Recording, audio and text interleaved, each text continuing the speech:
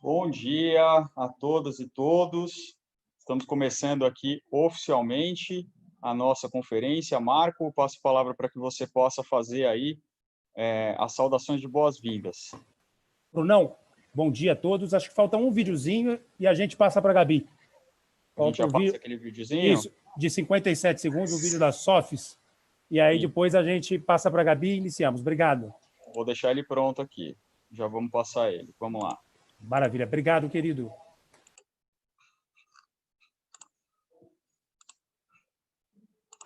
A necessidade de proteger vidas. O vírus chegou. A pandemia do novo coronavírus registrou um novo marco trágico. Nossa vida tem que continuar. Os empregos devem ser mantidos.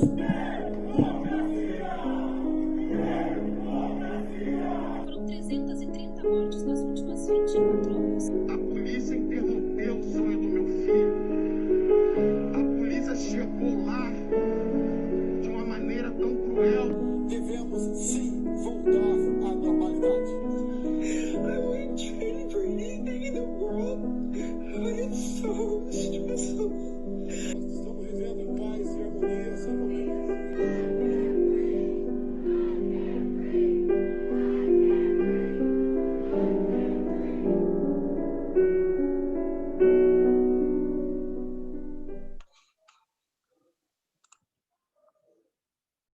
Então, agora sim, bom dia a todas e todos.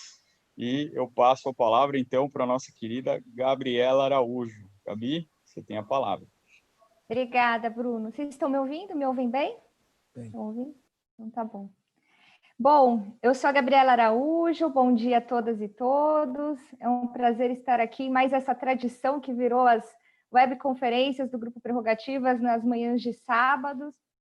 Hoje é um dia especialmente importante para nós, porque nós vamos ter um debate com dois grandes quadros aí da defesa democrática, né? Professor Fernando Haddad, que se tivesse sido eleito, foi o meu presidente, se tivesse sido eleito hoje, a história do país estaria sendo diferente, a forma como a gente estaria enfrentando a Covid-19, a gente viu esses vídeos anteriores, eu estou até um pouco emocionada. Esse último vídeo eu queria fazer um registro. Quem produziu foi a filha do Marco Aurélio e da Alessandra, do nosso coordenador do Grupo Prerrogativas, uma adolescente brilhante, e você vê a sensibilidade da Sofia, né? Sofia, estou aqui, toda vez que eu assisto seu vídeo, eu fico emocionada, viu? Obrigada por ter compartilhado com a gente, para a gente nunca esquecer o que está acontecendo. E o Felipe Santa Cruz, que é a pessoa certa, na hora certa, para ser o presidente da nossa OAB Nacional, né? Nesse momento de retrocesso democrático que a gente está enfrentando, uma pessoa que já passou, tem na trajetória pessoal, já sofreu aí os reflexos do autoritarismo e está sabendo conduzir a OAB de uma forma assim que eu acho que talvez nenhuma outra pessoa nesse momento saberia, com essa coragem, com essa dignidade, né, com essa força aí. E eu que sou inscrita na OAB, acho que não vou falar os anos, né, Marco, mas há quase 20 anos ou um pouco mais, eu acho que eu nunca tive uma OAB tão atuante na minha vida de advocacia, então eu até acho que o Marco vai poder falar um pouco mais. A minha abertura era só para anunciar para vocês que esse é mais um evento do Prerro, mas eu não pude deixar de dar um pitaco, Marco. E o Marco Aurélio de Carvalho, que é o nosso coordenador, advogado, super atuante, foi presidente do Grupo Ethos, do Centro Acadêmico 22 de Agosto da PUC de São Paulo, por uma gestão, mas a gente ficou lá no Grupo Ethos, foram umas 4 gestões seguidas, né, Marco? Estamos 5 anos. 5 anos seguidos, é isso. E a gente se conhece há muitos anos, vou passar a palavra para ele, porque eu esqueci, na verdade, ele tem um currículo enorme, mas eu esqueci de gravar aqui no celular, depois qualquer coisa eu falo, Marco. Imagina. Obrigado, Gabi. O meu currículo seguramente é menor do que a sua generosidade, né? Você é minha afilhada, minha amiga de tanto tempo, minha caloura, né? Então, primeiro eu queria fazer as saudações de praxe. Bom dia a todos que estão nos dando o prazer e a alegria de nos acompanhar nessa manhã de sábado. Os nossos patronos do grupo, o professor Celso Antônio Bandeira de Mello, professora Veida Zancanello, nosso queridíssimo, incansável Marísio Oliveira, Antônio Cláudio Marísio Oliveira, e em memória ao inesquecível e inspirador Sigmaringa Seixas, as nossas saudações de praxe, né? E nesses dias tão tristes tem feito tanta falta, mas também tem nos dado muita luz, né? Exemplos edificantes que a gente com certeza quer seguir, né? ao nosso SIG sempre o melhor da nossa luta, né? Ele está presente no melhor de nós. Quero agradecer também a minha querida coordenadora, Gabi Araújo, ao incansável Bruno Salles, que está sempre aí no bastidor, ajudando a gente em absolutamente tudo, Ana Amélia Mascarenhas, presidente da Comissão de Direitos Humanos da Ordem de São Paulo, também co-coordenadora do grupo, e ao incansável Fabiano Silva, nosso grande Fabiano, que é um sujeito extremamente agregador e competente, membro da Comissão de Prerrogativas da Ordem dos Advogados do Brasil, e é o nosso churrasqueiro oficial, né? O Haddad já está acostumado, enfim, a participar dos churrascos que o Fabiano, enfim, organiza. Realmente é uma manhã alegre por a gente estar reunindo, talvez, os dois maiores expoentes da defesa da democracia, né? Como disse a Gabi, acho que não podia ter ninguém melhor do que Felipe Santa Cruz à frente da ordem, nos enchendo de orgulho. Essa é a verdade depois de muitos anos, né? Esse não é um sentimento só nosso, acho que é um sentimento de toda a advocacia, inclusive da advocacia mais conservadora, que sente que a ordem voltou a ter protagonismo, né? A ordem tem relevância e não podia ser diferente, evidentemente. Os advogados estão presentes nos melhores e nos mais difíceis momentos da vida, enfim, brasileira, né? E, infelizmente, nos últimos muitos anos, esse papel estava sendo, digamos, desprestigiado, né? Com todo respeito, evidentemente. O Felipe assume num momento extremamente difícil e assume com muito brilho, né? Então, para a gente é um prazer enorme, né? Estar aqui, como a Gabi falou. Fernando Haddad, não preciso dizer, né? É o presidente dos nossos sonhos, o ministro da Educação, que realmente promoveu uma revolução no país, levando milhões de brasileiros, enfim, aos bancos escolares, universitários, enfim, alguém que, com certeza, a gente respeita e admira demais, com quem a gente tem um prazer enorme de caminhar, sempre sobre uma liderança muito lúcida, né? O nosso querido Fernando Haddad costuma dizer que ele quer ser ministro do presidente Lula. Então, nós vamos tentar atender esse primeiro pedido, né? Mas depois, na sequência, vai ser o nosso candidato, seguramente, e não tem a menor dúvida, e nós vamos ter muita satisfação de empunhar essa bandeira, né? Não há a menor dúvida. Bom, infelizmente, embora nós estejamos, né, num momento alegre, nessa manhã, de reunir pessoas tão importantes, né, para a defesa da democracia, o Brasil acordou de luto, né? Nós temos mais de 35 mil mortos, quase 700 mil contagiados. Infelizmente, a curva cresce de forma exponencial e preocupante, ao contrário de tudo que aconteceu no restante do mundo. O nosso 50º dia é um 50º dia de crescimento. Mesmo nos Estados Unidos, que ainda é o epicentro, enfim, dessa crise, mesmo em países como a Espanha, como a Itália, como a França, a partir do 50º dia, nós tínhamos uma curva descendente. Infelizmente, a responsabilidade ou irresponsabilidade desse presidente que está instalado, né, de forma absolutamente indevida no cargo, porque se valeu de mecanismos, enfim, criminosos, fake news e afins, né, para poder ganhar no tapetão essas últimas eleições, com a ajuda criminosa de um juiz que lhe serviu como ministro da Justiça, e que tirou, então, franco favorito das últimas eleições presidenciais, o nosso presidente Lula, querido presidente Lula, né, de uma eleição que, com certeza, estava até fácil para ele, né, e merecidamente fácil, um reconhecimento de todo o trabalho que ele fez no país, né, e da figura que ele é para todos nós, né, não só aqui do país, mas também de fora do país, né, para os cidadãos do mundo de modo geral. Então, embora nós estejamos muito felizes por reunir essas pessoas todas, é um momento, né, de tristeza pelo fato do país estar passando, enfim, né, por essa situação tão triste, né? No mundo são mais de 7 milhões de casos, 400 mil mortes, e, infelizmente, as melhores práticas que foram, enfim, né, adotadas por países como Portugal, como Inglaterra, num segundo momento da crise, estão sendo simplesmente ignoradas no Brasil, a ponto, inclusive, do principal aliado do presidente da República, o presidente Trump, simplesmente dizer que está extremamente preocupado e que, se seguisse os comandos do Brasil nos Estados Unidos, teria talvez 1,5 milhão ou 2 milhões de mortes entre os americanos, né? Realmente uma situação muito triste. Mas antes de começar o nosso debate, com as considerações iniciais, eu queria agradecer a todo mundo que está nos ouvindo, na pessoa, na verdade, da nossa querida Ana Amélia, presidente da Comissão de Direitos Humanos, que fez um trabalho incrível para garantir a segurança daqueles que vão se manifestar nos próximos dias nas ruas, mesmo frente a essa situação bastante delicada, evidentemente, que a gente vive, né? Que é de contágio, de disseminação, enfim, desse vírus. Agradecer, portanto, a presença, né, da Ana Amélia no nosso grupo, o presidente do Sindicato dos Advogados de São Paulo, Fábio Gaspar. A gente sempre faz a saudação inicial na presença na figura do Felipe, que hoje está na bancada, então eu vou substituir fazendo na figura do presidente combativo, Fábio Gaspar, presidente que com certeza está levando o sindicato ao melhor da sua história, resgatando lutas muito importantes e que está, junto com um grupo enorme de advogados, liderando o movimento Basta, que hoje já tem mais de 70 mil assinaturas, um movimento de defesa da democracia e de denúncia em relação aos inúmeros crimes de responsabilidade cometidos pelo presidente Jair Bolsonaro. Então, eu queria agradecer e dois últimos registros, né? Recebemos uma homenagem maravilhosa da Ordem dos Advogados do Brasil, o Grupo Prerrogativas. Quero agradecer ao Felipe Santa Cruz, isso nos encheu de satisfação e de orgulho.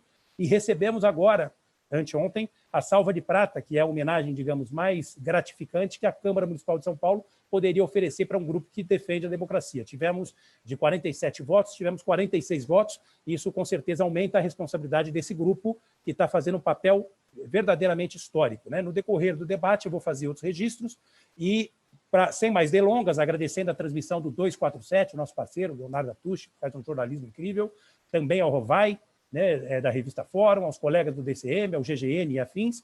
Eu quero passar para as saudações iniciais, que afinal de contas todos nós viemos aqui para ouvi-los, né? O nosso queridíssimo Fernando Haddad, para fazer, enfim, as suas primeiras considerações. Bom, muito bom dia a todos que nos ouvem. Eu queria cumprimentar o Marco Aurélio Carvalho por essa iniciativa. Eu tenho a honra de participar do grupo Prerrogativas e de acompanhar os debates de altíssimo nível que se faz nesse grupo, no âmbito desse grupo, não apenas sobre direito, mas sobre cultura em geral, um grupo muito qualificado. Queria cumprimentar o Felipe Santa Cruz, meu presidente. Queria dizer a ele que sou inscrito na Ordem dos Advogados, mas nem sempre tive o orgulho que tenho hoje, né, de estar com a minha anuidade em dia, porque hoje ela está valendo cada centavo pago por ter um presidente da qualidade do Felipe, que eu tenho certeza que é um orgulho de toda a classe jurídica no Brasil. Fazia bastante tempo que a gente não via a ordem com a altivez que tem hoje na defesa da Constituição, uma Constituição tão vilipendiada nos últimos anos. Me sinto muito representado. E os advogados, com perdão da palavra, Felipe, eles são uma espécie de zaga da democracia, sabe? É a nossa zaga.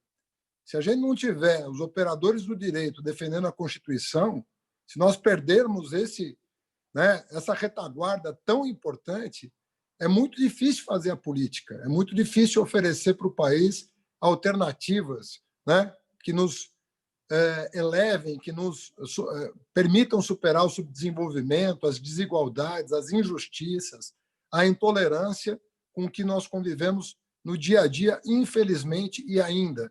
Então, é muito importante que nós tenhamos, nós que estamos na política ativamente, né, que estamos concorrendo a cargos majoritários, proporcionais, que a gente sinta da parte de quem opera o direito que eles estão lá defendendo o Estado democrático de direito, a nossa Constituição, as regras do jogo, para que nós possamos atuar e que o futebol mais bonito ganhe o campeonato, e não os trapaceiros, não aqueles que aviltam a nossa Constituição. Então, para nós, é muito importante ter uma pessoa da sua qualidade à frente da Ordem dos Advogados do Brasil. Eu me sinto muito honrado de participar dessa bancada com você, num momento tão difícil da vida nacional, em que a cada final de semana o país sofre um susto, né, pelo primeiro mandatário, que deveria estar protegendo a todos, oferecendo segurança a todos, oferecendo esperança a todos, unindo o país em torno de um inimigo comum, que é o Covid-19.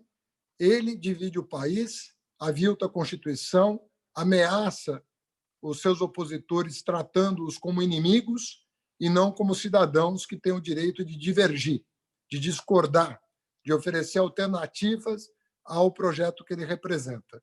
Então, para nós é muito importante que o Grupo Prerrogativas exista. Fico feliz da Câmara Municipal de São Paulo ter reconhecido o valor desse grupo num momento tão delicado da vida nacional. Fico muito feliz de, dentre os advogados que compõem esse grupo, nós contamos com o presidente da Ordem, do Conselho da Ordem Federal, da qualidade do Dr. Felipe Santa Cruz, a quem eu vou chamar de Felipe carinhosamente daqui para frente. Muito obrigado, Marco, mais uma vez. Um abraço para quem está nos assistindo. Espero que seja um bom debate em proveito da nossa frágil democracia, mas que vai se fortalecer, inclusive com iniciativas como essa. Muito obrigado, querido Haddad. Antes de passar para o Felipe, registrar também a presença que muito nos honra no nosso grupo dos defensores públicos. na figura do Pedro Carriello e do Rodrigo Pacheco, que ontem, inclusive, protagonizaram uma vitória importante. Todos nós estávamos preocupados com esse tema e saiu uma decisão importante de proibição de operações policiais em comunidades do Rio de Janeiro. Então, queria, mais uma vez, parabenizar os colegas da Defensoria Pública e passar a palavra para o nosso grande presidente, Felipe Santa Cruz, fazer suas considerações iniciais.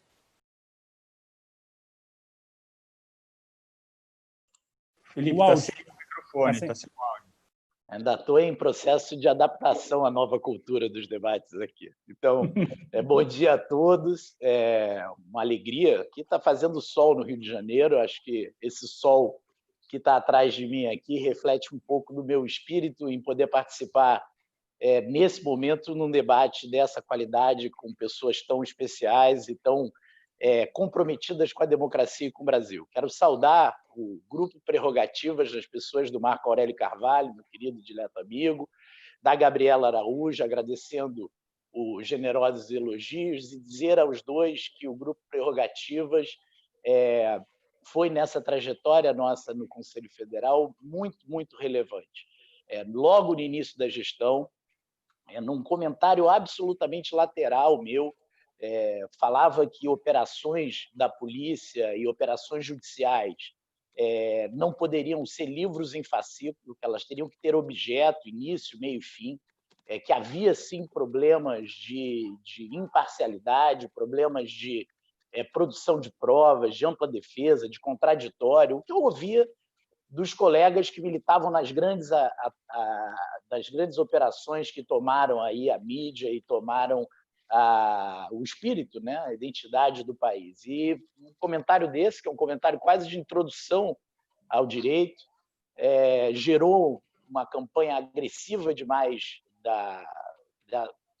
desse gabinete do ódio, com mentiras, com distorções, com ataques à minha vida pessoal, e o Grupo Prerrogativas foi muito, muito solidário, muito importante.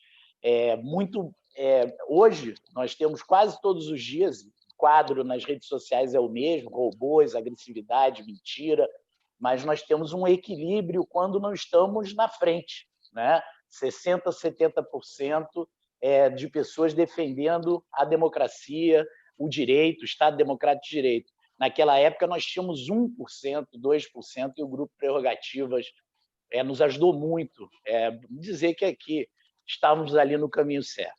Quero cumprimentar com muita efusividade, muito respeito o meu colega, Fernando Haddad, dizer que já tive a honra de recebê-lo no Conselho Federal, signatário de milhões de votos, uma formação sólida, um estudioso do Brasil, ex-prefeito dessa cidade que é o coração desse país, que é São Paulo.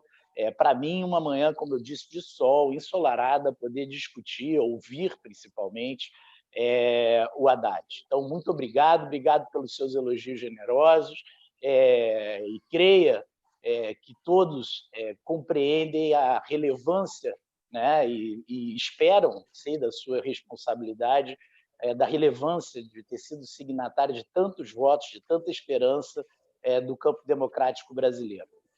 Quero dizer inicialmente que eu vi o vídeo, também me comovi, como a Gabriela, o vídeo inicial, e que se há algo que eu tenho que concordar de tudo que vi é que o presidente Jair Bolsonaro é extremamente sincero, ele não está sendo incoerente. Ele é coerente, extremamente coerente, fez uma carreira no Exército, de ruptura, foi excluído por tentativa por tramar um plano para explodir bombas e colocar a culpa, obviamente, nos campos democráticos.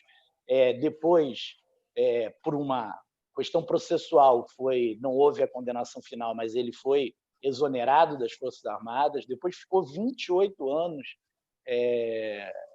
nos gabinetes da Câmara dos Vereadores do Rio, depois da Câmara dos Deputados, com um mandato absolutamente coerente na defesa da ditadura, da apologia à tortura, já declarou coisas chocantes, como deveria ter sido dado um tiro no Fernando Henrique Cardoso durante a ditadura, isso em plena presidência do presidente Fernando Henrique, e já deu, né? Citou Brilhante Ustra na sua fala no dia do impeachment da presidente Dilma, e já deu amplas demonstrações de ser absolutamente coerente com esse seu pensamento autoritário.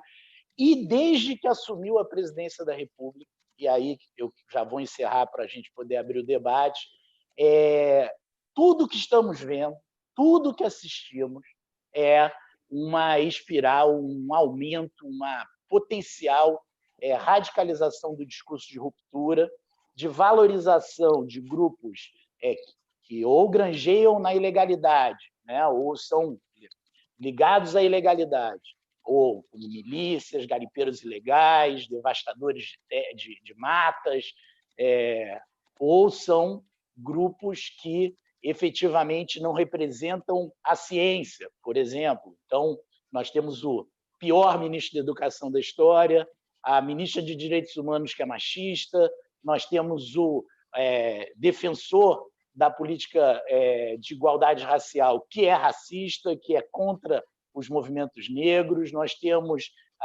os artistas que, quando representam a Secretaria de Cultura, não gostam da cultura brasileira. Então, esse conjunto, né, do mau aluno, o professor Fernando Haddad pode falar melhor do que eu, porque é um grande professor, do mau aluno que chega ao poder com um agressivo projeto de ruptura e um agressivo projeto de interrupção das liberdades democráticas. Então, eu deixo aqui, já na minha abertura, uma provocação, até para o debate com o Haddad, de que é hora de nós, democratas, estarmos unidos.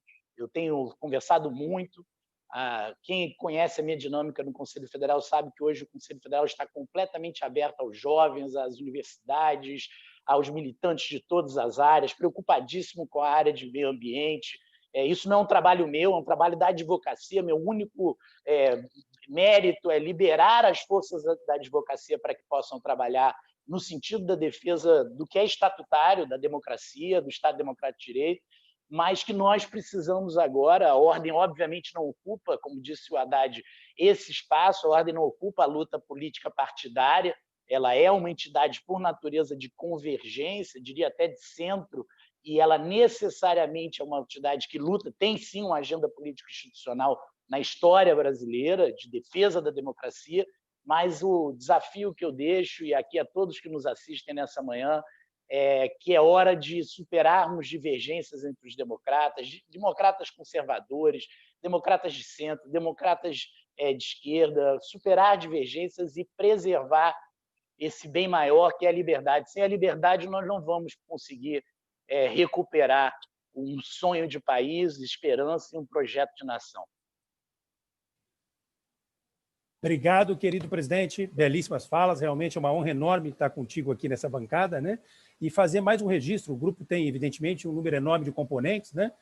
Peço desculpa para aqueles que estão nos procurando, a lista aumentou, nós temos mais de 500 pessoas querendo ingressar e nós temos limites, infelizmente, que são os limites que a própria tecnologia coloca. Como grupo de WhatsApp, a gente não consegue absorver todo mundo, mas, à medida do possível, a gente está, pelo menos, respondendo todos os questionamentos que estão sendo feitos. Mas queria destacar o trabalho, na verdade, de uma bancada muito ativa de advogados que nós temos, na figura do querido colega Juliano Breda, que é conselheiro federal, presidiu a OAB do Paraná, fez um trabalho incrível junto com outros colegas na questão do pacote anticrime, enfim, numa política de redução de danos e trazendo resultados que, curiosamente, foram, inclusive, muito positivos, né?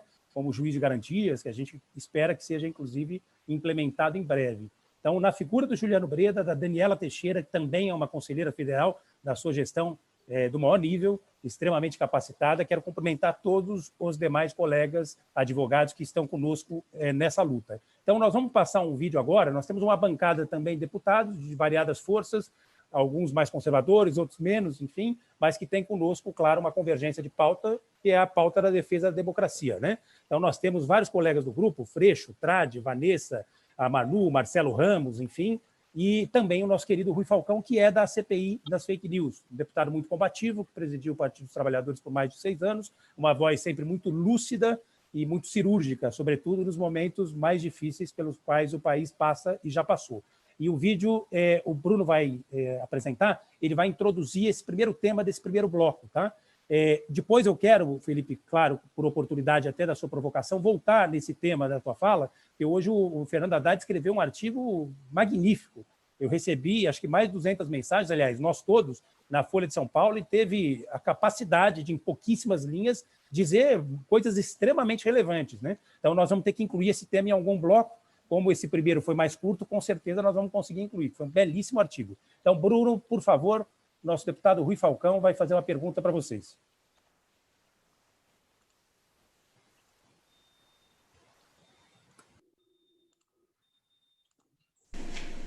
Queria saudar você, Marco Aurélio, a Gabi e os nossos participantes, o Felipe Santa Cruz, o Fernando Haddad, nesse oportuno e muito atual debate do Prerrogativas, que, aliás, tem feito um trabalho excepcional em defesa da democracia. Mas o que eu queria dizer é o seguinte: nós sabemos que na CPI das fake news, da qual eu participo, um dos focos principais é defender a democracia, defender a liberdade de expressão e combater a indústria da mentira e o gabinete do ódio. Eu queria perguntar a vocês dois como veem as possibilidades de, no Tribunal Superior Eleitoral, nas ações de contestação das eleições de 2018, apresentadas pelo PT e por outros partidos, é possível chegar a uma conclusão que devemos anular as eleições de 2018 e, portanto, afastar Bolsonaro, Mourão e todas as suas políticas que devastam o país hoje e, a partir daí, termos eleições diretas, livres, com voto secreto universal, da qual, inclusive, o presidente Lula, com seus direitos políticos então restituídos, se quiser, possa participar.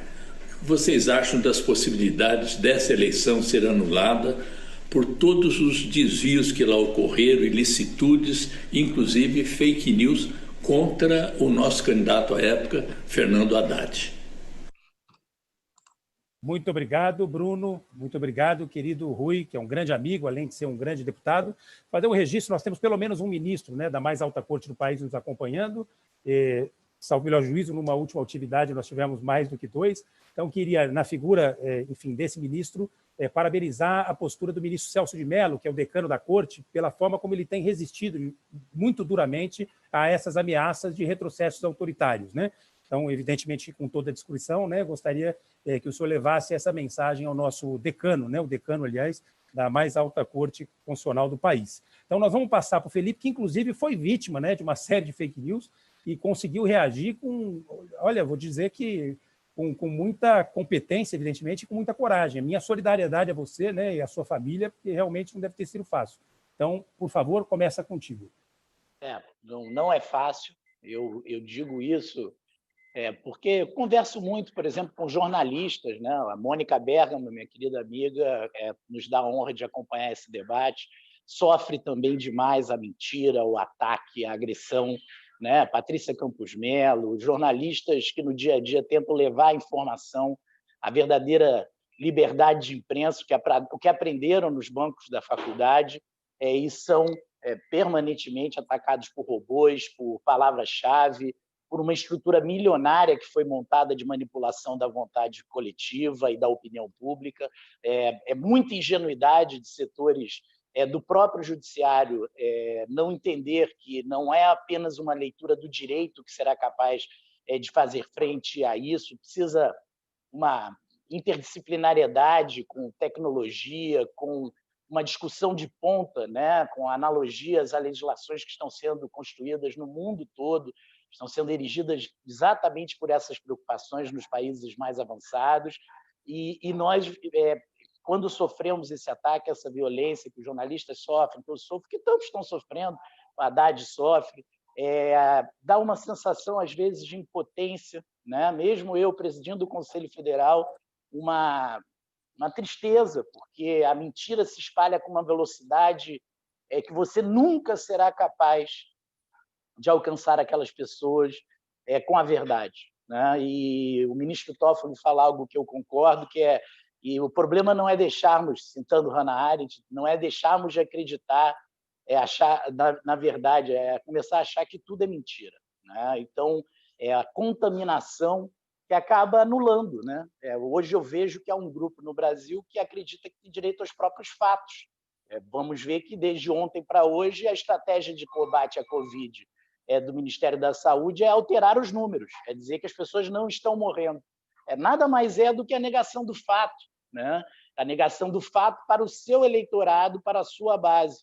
E isso se potencializa com esse envenenamento da esfera pública. O ministro Barroso, na sua posse no TSE, chamou isso de terrorismo virtual. Eu estou até aqui desafiando os nossos colegas para que nós, que já havíamos adotado milícia virtual, milícia digital, porque isso sim não é protestar pacificamente na rua, demonstrar discordância, nada disso é baderna, nada disso é terrorismo.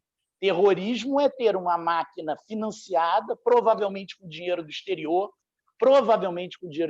porque tudo que ouço dos especialistas em tecnologia é que não é possível montar uma máquina dessas, uma máquina financiada pela ponta, né, digamos, para o capital mais egoísta que há no país, aquele que realmente pretende a manutenção do sistema escravocrata, e essa máquina, né, contaminar a democracia, atacar a liberdade de imprensa e solapar, usando a liberdade das redes sociais, solapar a convivência democrática. É muito preocupante.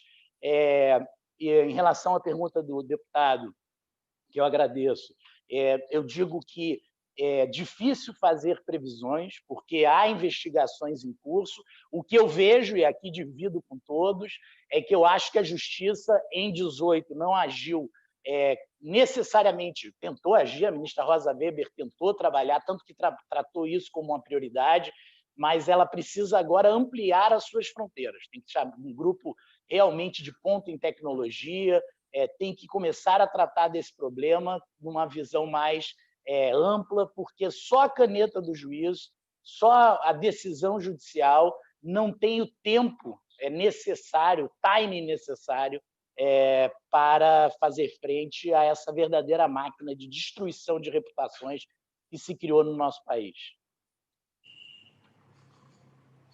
Obrigado, querido presidente. É uma pergunta realmente muito relevante. Registrar também o apoio e a presença do vice-presidente da Ordem dos Advogados do Brasil, Seção São Paulo, Ricardo Toledo, que está nos acompanhando. Aliás, vice-presidente nacional também, Viana, Mauro Menezes, enfim, a bancada do Rio de Janeiro, nas figuras da querida Estela, Samara, Luiz Guilherme, companheiro muito combativo e atuante, os criminalistas, Dora, Flávia Haral, quem mais está acompanhando? Toron, Tufik, enfim, Podival, realmente o próprio Bruno, que é um grande criminalista, enfim, Paula Sion, Jamile, nós estamos com uma bancada hoje cheia, com muitas mensagens aqui. Então, passar a palavra para o Fernando Haddad, eu participei ativamente da campanha e pude sentir na pele realmente como esse tema nos atingiu, né? Realmente o Haddad fez um papel lindíssimo, queria aproveitar para parabenizá-lo, acho que ninguém cumpriria aquele papel de uma forma tão competente como ele, né? Substituir alguém como o presidente Lula, que seguramente é uma das maiores lideranças do mundo, né? Eu não tenho a menor dúvida, para mim, especialmente, de fato a maior liderança política do mundo, né? E substituir da forma como o Fernando Haddad substituiu e ter a quantidade enorme de votos que ele teve, combatendo diariamente uma indústria, né, organizada de fake news, ele e a nossa querida vice Manuela, que faz parte, inclusive, do Prerrogativas, não é para qualquer um, né? Então, queria passar a palavra para o nosso querido Fernando Haddad. Bom, Marco, obrigado pela pergunta. Rui Falcão, acho que pôs o dedo na ferida, talvez na maior ferida, né, da democracia, porque o que aconteceu em 2018 foi uma fraude. E ontem eu recebi uma notícia que, se confirmada, é muito grave, né?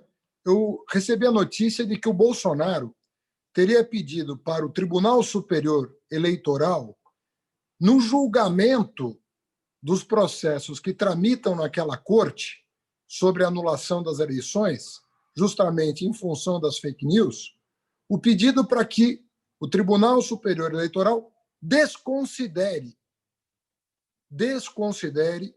o inquérito aberto no STF para apurar irregularidades de junho de 2018 até a presente data, justamente no que diz respeito a fake news. Como nós sabemos, como essa máquina passou a operar nas eleições de 2018, o ministro Alexandre de Moraes estendeu o período das investigações até aquele momento. E é justamente, segundo informações que eu obtive, objeto do pedido do Bolsonaro. Se pediu, na minha opinião, é confissão de culpa. Mas mais grave ainda vai ser se o Tribunal Superior Eleitoral acolher o pedido, ou seja, desconsiderar as provas que estão sendo produzidas no âmbito do Supremo Tribunal Federal. Porque esse pedido não passa de uma confissão de culpa. Bolsonaro sempre teve medo de ser investigado, né? Os seus filhos, a todo momento, tentam atropelar a justiça, impedindo que as investigações ocorram, tanto no que diz respeito à evolução patrimonial da família, tendo como pivô o senador Flávio Bolsonaro, tanto quanto as investigações que dizem respeito ao chamado Gabinete do Ódio, que tem como pivô o Carlos Bolsonaro. Então, nós estamos aí diante de uma possível delinquência com efeitos perversos sobre a vida privada da família, mas também sobre o resultado eleitoral. E quem viveu o primeiro turno de 2018 sabe o que aconteceu naquela última semana. Naquela última semana, bilhões de mensagens. Então, nós estamos falando de algumas centenas de milhões de reais que foram mobilizados para que bilhões de mensagens falsas, caluniosas, chegassem ao WhatsApp dos brasileiros, sob medida, eu digo, cada brasileiro, dependendo do seu perfil, recebeu um tipo de mensagem para, na época, dar a vitória no primeiro turno ao Jair Bolsonaro. E a vitória no primeiro turno era fundamental para ele, porque, evidentemente, ele não tinha nenhuma intenção de participar de debates, até pela falta de preparo. Não teria condições de debater nenhum tema. Aliás, o seu ministério atual é a expressão da sua ignorância dos assuntos nacionais. Como o presidente Felipe Santa Cruz colocou, cada ministério é responsável por uma agenda destrutiva, seja direitos humanos, educação, agora saúde, relações exteriores. O que você pensar, né, tem uma agenda de destruição. E nenhum ministro esconde a sua agenda, né, como ficou claro na reunião ministerial que foi exibida para todos os brasileiros. Então, era fundamental para eles encerrarem o debate no primeiro turno, porque o Bolsonaro ia ter alta, né, da facada, e não ia poder fugir aos debates. Teria que inventar um pretexto, como de fato inventou, e não participou de nenhum debate no segundo turno, né, não dando aos cidadãos brasileiros condição de julgar, né, qual era o melhor projeto para o país naquele momento. Então, ali foi uma avalanche, um tsunami de fake news, né, que viesou o resultado eleitoral. Graças ao segundo turno, foi possível reverter. Vamos nos lembrar que o Bolsonaro faltava só 4% dos votos para ele atingir os 50%, uma vez que ele fez 46% no primeiro turno. Foi possível reverter, desmontar parte das fake news, e muitos analistas sugerem que nós tivéssemos um pouco mais de tempo para desmontar a máquina de fake news, talvez o resultado fosse outro. Mas sem aquela máquina, ele não seria o presidente da República. Então, esse pedido dele, junto ao TSE, para desconsiderar o inquérito no STF, ele é sintomático do medo que ele tem que a verdade venha à tona, né? Tanto em relação ao seu filho Flávio, quanto em relação ao seu filho Carlos. Então, eu creio que, se o TSE der a oportunidade ao país de desvendar o que de fato aconteceu na última semana do primeiro turno, ele vai ter elementos para, eventualmente, julgar com sobriedade o que é o direito do brasileiro de, em eleições efetivamente livres, escolher o melhor projeto para o país. As eleições de 2018 não foram eleições livres, por várias razões. Eu não vou rememorar aqui o impeachment sem crime de responsabilidade, a prisão política do presidente Lula. Estou falando do episódio que me diz respeito, que foi quando eu assumi, por um impedimento ilegal, a candidatura a presidente. E respondendo ao Rui, finalmente, eu diria que nós devíamos repensar essa questão do vice-presidente na nossa Constituição. Sabe, eu acho que deveria ser um bom momento de repensar.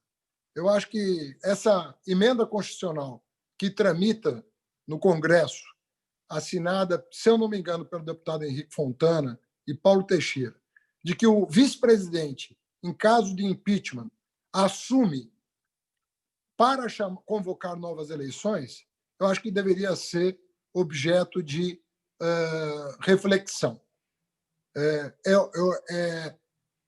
Talvez acabar com a figura do vice-presidente é uma possibilidade, mas eu acho que essa outra alternativa de que ele assume para convocar eleições seria também muito benéfico, porque ou você tem a cassação da chapa com novas eleições ou o impeachment com novas eleições.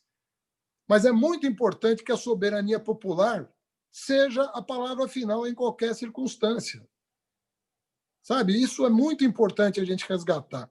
Porque no Brasil, o nosso grande problema, inclusive de parte das Forças Armadas, felizmente não de todas as Forças Armadas, mas de parte, é não reconhecer que não existe soberania nacional sem soberania popular. Não existe território sem povo. Não existe território sem povo livre. Nós não queremos um país de escravos, de servos, de cidadãos que obedecem ao arbítrio de quem quer que seja. Nós queremos cidadãos obedientes à lei, ao pacto social, ao contrato social, que eles próprios forjam na arena democrática. Então, seria também uma forma desses setores golpistas compreenderem o papel do verdadeiro soberano, que é o povo. Então, na minha opinião, a última palavra em qualquer crise tem que ser a do povo. Não tem outra saída para um país com tanta desigualdade e com tanto desenvolvimento a perseguir. Nós ainda estamos num estágio muito aquém das nossas potencialidades. Então, eu vejo com bons olhos tanto que o inquérito seja instruído corretamente para que o TSE possa julgar, conhecendo a realidade de 2018, que ele desconhece o que aconteceu e ele deveria ser o primeiro a querer saber o que de fato aconteceu para julgar com conhecimento de causa quanto à emenda constitucional que altera o papel do vice-presidente. Vice-presidente é para assumir numa situação de crise e chamar o povo a responder o que quer para o seu país. Obrigado, querido Fernando Haddad. Agradecer também aos componentes da BJD, que também estão no Prerrogativas. A Associação Brasileira de Juristas para a Democracia fez 2 anos agora. Queria parabenizar as figuras da Gisele Cittadino, querida professora da Universidade Federal do Rio, Carol Proner, que também está nos acompanhando, e junto com o Chico, que daqui a pouco vai ganhar uma carteira da OAB, né? Já ganhou a primeira comenda, o Chico Buarque, do Grupo Prerrogativas, num jogo, o Haddad, que foi roubado, né? Nós vamos voltar, o Lênio, todos nós vamos voltar para ganhar dessa vez lá no campo do Politeama, né? E também na figura do Ney Juvelino, que é um companheiro que muito nos inspira, que está sempre presente nas melhores lutas a favor da democracia. Esse tema do inquérito, Haddad, mobilizou o grupo, acho que você viu essas madrugadas todas, e pessoas como Toron, como Lênio, como Juarez Tavares, Pedro Serrano, Dani Mediolaro, que inclusive preside a Comissão de Direito Penal da Ordem dos Advogados do Brasil, né, seção São Paulo, como a Dani Galvão, como a Priscila Pâmela e como outras colegas, enfim, debateram esse tema, né? Então, isso torna ainda mais relevante, independente da questão, digamos, formal, né, em relação ao inquérito, o fato é que tem muita coisa que a gente ainda precisa saber a respeito dessas eleições, e a oportunidade está aí. Saudar a bancada também de Brasília, a figura do querido Caio Leonardo, que está aqui nos assistindo, da Vera Lúcia, Beatriz Vargas e outros companheiros, né? Falamos dos jovens criminalistas, Bruno, não falamos do Conrado Gontijo, um pouco menos jovem, o Reinaldo, né? O Pacheco, enfim, e tantos outros colegas, o Sandro do Paraná, o Rolo de São Paulo, que estão também nos acompanhando. Nós vamos introduzir agora esse segundo bloco com uma pergunta que o Bruno vai colocar, mas eu queria conectar essa pergunta uma coisa que, na verdade, o Haddad falou. As fraudes a essas eleições elas se materializaram, enfim, com essa indústria da fake news, que não é uma novidade exatamente para a gente, né? A novidade é a velocidade e a capilaridade que as fake news acabaram, na verdade, de certa forma, tendo, né? O formato, né? Veloz e capilarizado. Mas nós sempre convivemos com isso, né? Eu lembro que eu era moleque em 89 e diziam, você está com a bandeirinha aí do Lula, eu ainda não podia votar, mas tinha uma vontade enorme, né? Evidentemente. E diziam, olha, você vai dividir tua casa, se ela tem tantos metros quadrados, você vai ter pelo menos a oportunidade de pôr mais uma ou duas famílias ali. Então, a gente sempre conviveu com isso, porque o importante para o campo progressista era fazer debate político, né? Essa sempre foi a nossa preocupação, né? Infelizmente, com os avanços da tecnologia, essa questão ganhou uma relevância enorme. Então, Bruno, querido, ele vai pôr agora uma pergunta do Leonardo Atush, que é realmente uma figura muito importante no jornalismo, né, brasileiro, e nele, na figura dele, eu quero também cumprimentar, como já fiz na entrada, os demais colegas da imprensa livre, tanto dos jornalistas livres, né, a Kátia em especial, que também está nos acompanhando, como também os colegas, na verdade, do Rovai, né, da revista Fórum, os colegas do DCM, que estão, o Cássio, que está nos acompanhando também, e, enfim, o GGN, né, o Luiz Nassif, pedir para todo mundo, quem ainda não fez isso, se engajar nas campanhas de assinatura solidária, né? A gente tem um papel importante para manter, na verdade, esse jornalismo vivo. Então, por favor, assinem o 247 e os demais veículos que eu citei aqui. Então, Bruno, por favor, o vídeo.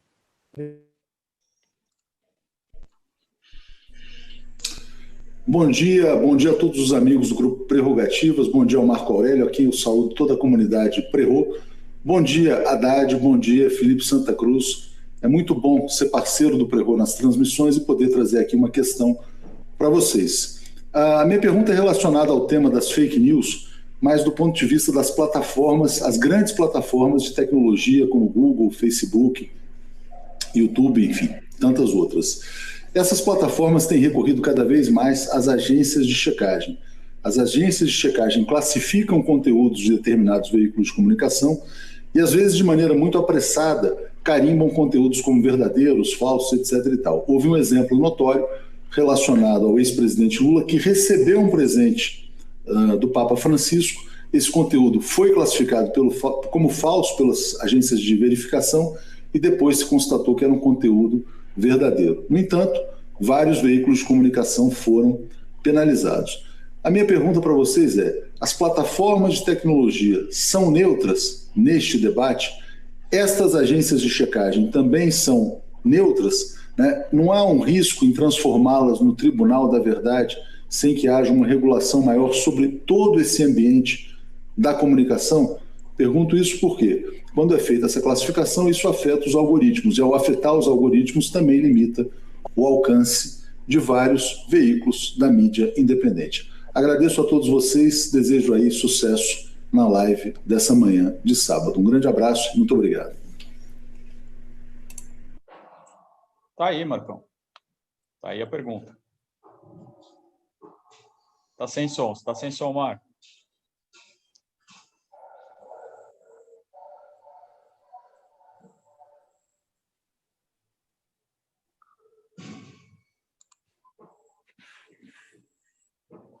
Marco?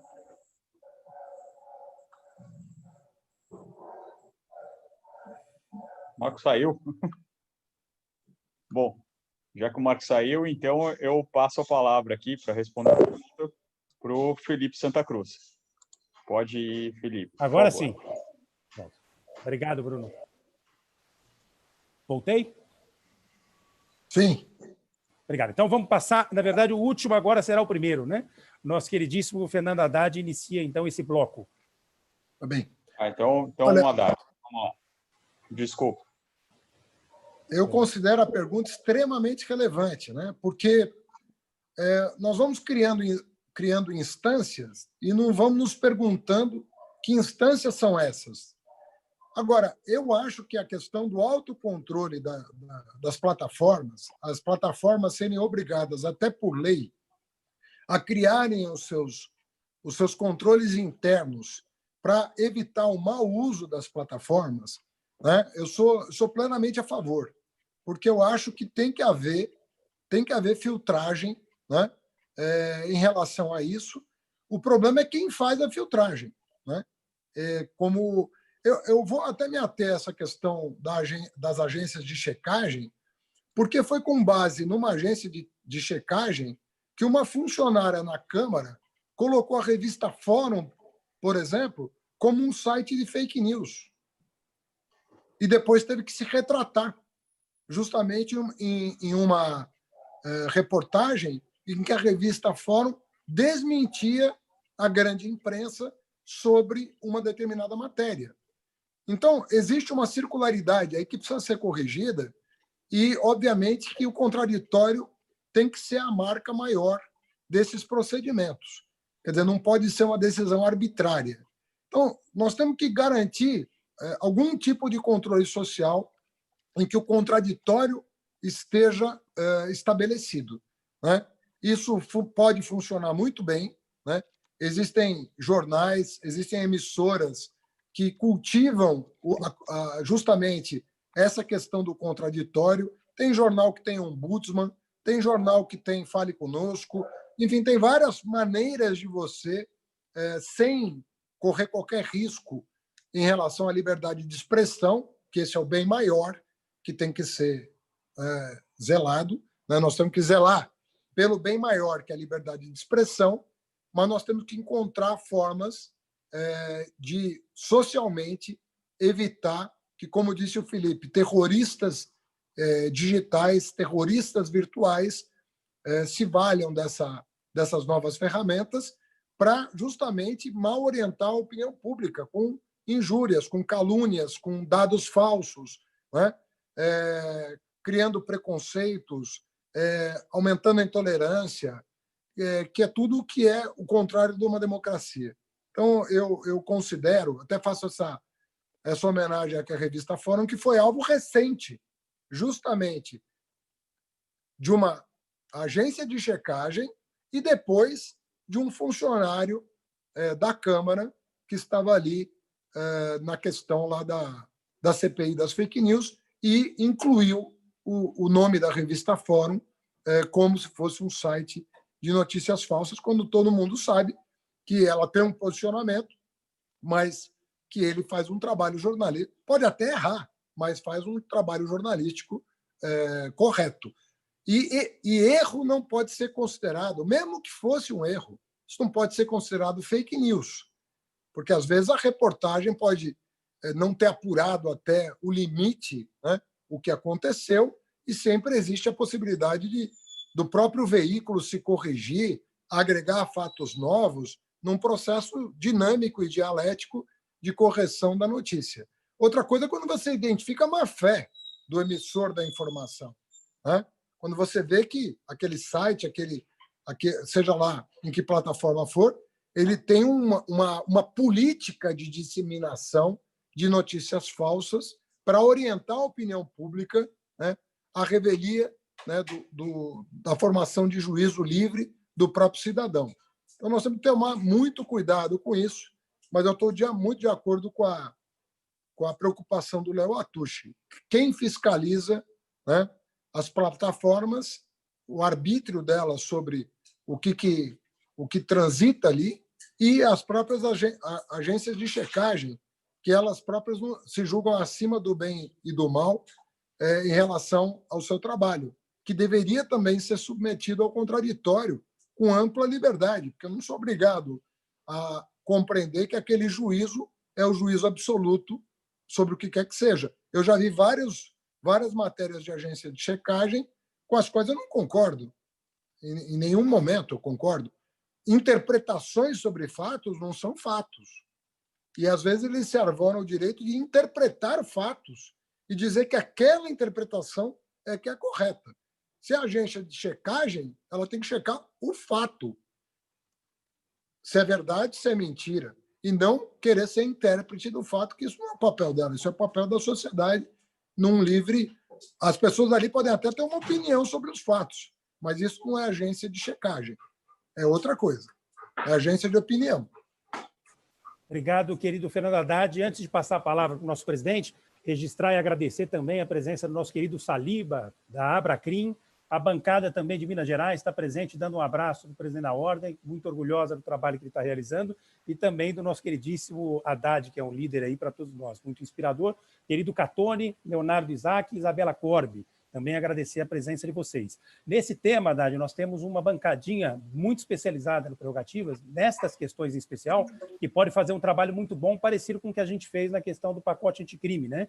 São as colegas Estela, Samara e Evelyn, que são as maiores especialistas do tema, inclusive são da comissão de LGPD da Ordem dos Advogados do Brasil do Rio, e tenho certeza que podem ajudar muito o nosso presidente Felipe Santa Cruz quando chamadas a fazê-lo, né? Aliás, todo o Prerrogativas vai assumir esse debate, que é um debate relevante, até porque tem um projeto de lei tramitando e que precisa ser compreendido e melhorado, e com certeza a gente vai ter muita gente para fazer isso. Então, passar agora a palavra para o nosso querido presidente Felipe Santa Cruz. Acho que eu vou pegar, Marco, do teu final e dizer que nós precisamos compreender melhor esse projeto. Eu defendo, sim, que nós temos que modernizar a nossa legislação, e aí os especialistas são muito mais capacitados do que eu, não sou um especialista no tema, mas sei que, por exemplo, durante a nossa eleição de 2018, um grande portal, um desses grandes produtores de conteúdo, que é quase que um diário oficial hoje, foi chamado ao Brasil para conversar com o TSE, para uma audiência com o TSE, e simplesmente disse que no Brasil não tem nem sistema de atendimento ao consumidor, né? Ou seja, que não responde à justiça brasileira. Esse mesmo, a empresa foi chamada perante o governo alemão e lá compareceu e fez uma série de autocríticas aos seus controles, à sua retirada, ao tempo de retirada das notícias falsas. É óbvio que nós precisamos ter instrumentos eficazes, e volto ao ponto, não são apenas da área jurídica, né? Há uma discussão aí dessa organização transnacional, há uma discussão efetivamente do que são essas plataformas, elas lucram. Essa plataforma que estamos realizando aqui, essa reunião, está valendo hoje mais do que todas as companhias aéreas do mundo, né? São a ponta do capital, e tem uma série de são desoneradas de responsabilidade. Agora, a preocupação é, como disse o Haddad, que nós, com a melhor das intenções de coibir o que seja essa manipulação dos terroristas virtuais, nós possamos, de alguma forma, construir ideias como uma agência nacional para controlar isso, né? Não é o Estado, não cabe ao Estado essa censura prévia, a verificação do que é verdade ou não é. Acho que segue sendo essas empresas de checagem, que são muito relevantes. Eu que fui objeto de uma campanha de difamação e de calúnia, digo que elas são muito importantes, que pelo menos você tem uma forma de se comunicar com os que te conhecem, e que nós temos que ter instrumentos de celeridade no judiciário, de tecnologia, investigações da própria polícia. Toda a discussão, por exemplo, do inquérito hoje, que é polêmica, se a origem do inquérito divide os juristas, ela pode ou não ser por ofício, né, de ofício pelo Supremo Tribunal Federal, com base no regimento interno, mas nós temos que reconhecer, faticamente, que Polícia Federal e Ministério Público Federal e os seus setores mais radicalizados, em relação a mim, por exemplo, se preocupam em tentar me inserir em ideias malucas, se preocupam no meu afastamento. Pela primeira vez na história, um procurador da República pediu o afastamento do presidente da Ordem por uma crítica, mas eu não sei de nada do Ministério Público Federal coibindo, por exemplo, as fake news. Nada, nenhum trabalho.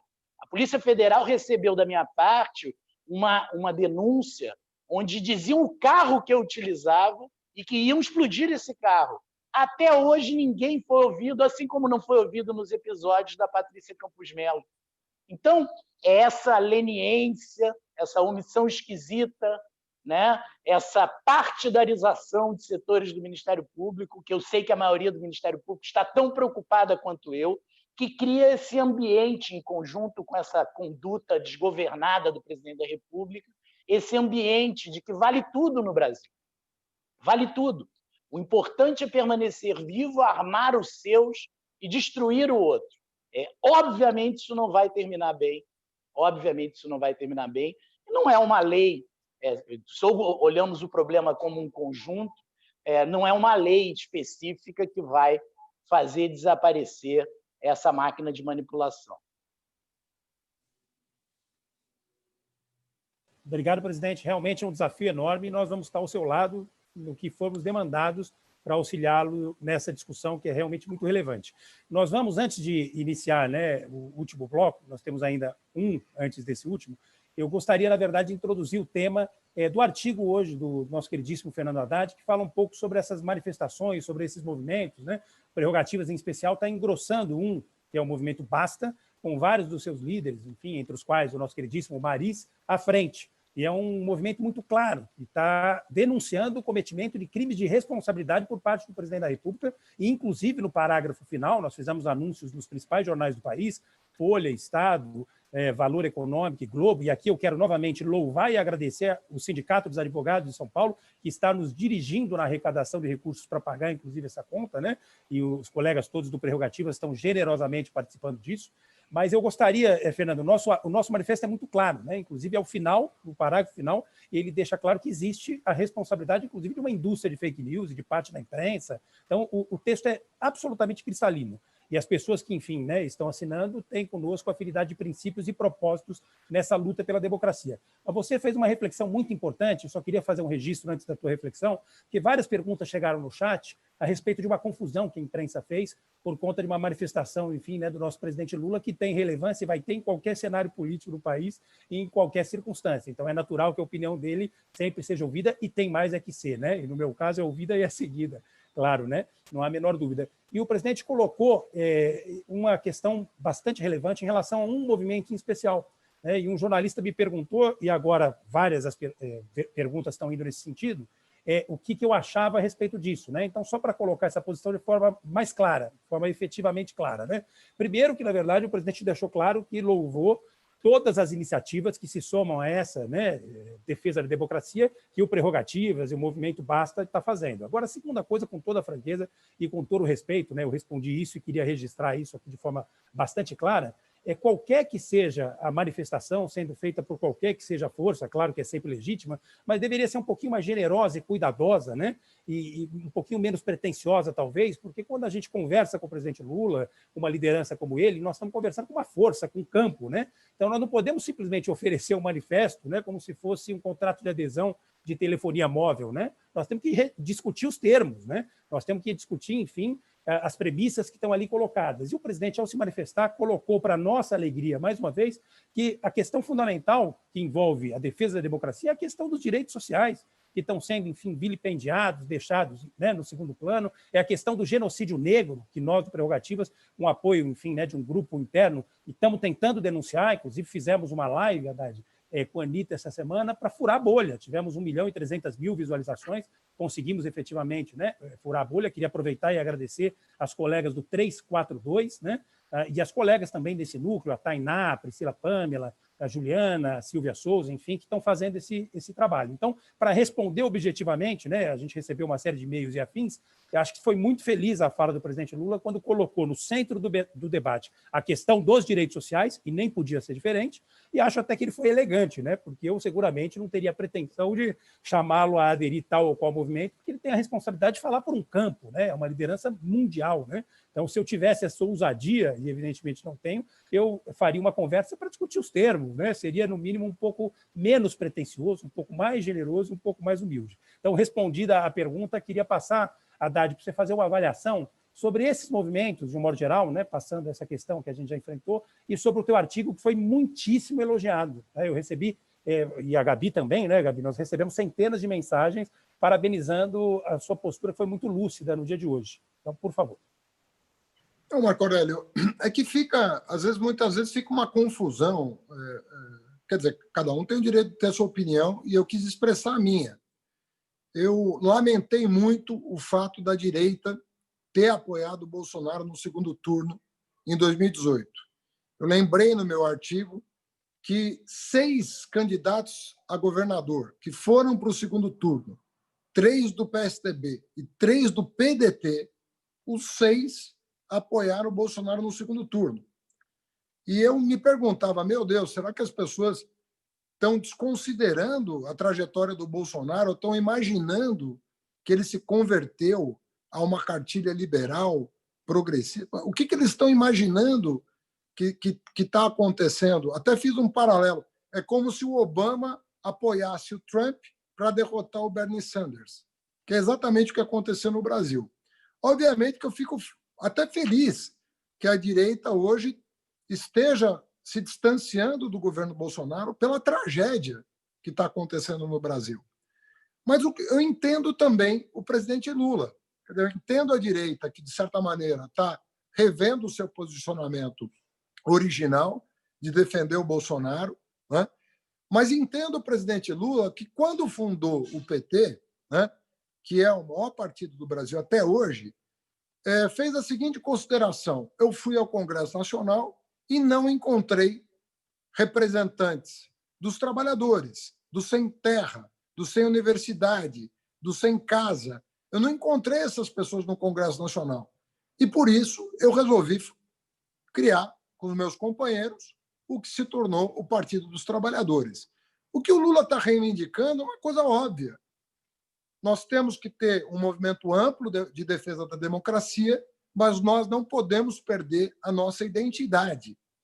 Porque, se é verdade que todos nós somos a favor da democracia formal, das regras democráticas, o nosso campo é a favor da dimensão substancial da democracia econômica, da democracia que tira as pessoas da miséria, da democracia que abre a porta das universidades para o filho do trabalhador, da democracia que tem uma diplomacia altiva frente ao mundo, que não se subordina a uma nação estrangeira. Nós temos uma outra visão de democracia que precisa ser considerada. Então, nós não podemos nos diluir, né, num movimento que faça com que nós percamos a nossa identidade em relação aos direitos sociais que nós defendemos. Portanto, nós temos que nos distinguir também na esfera da economia. Né?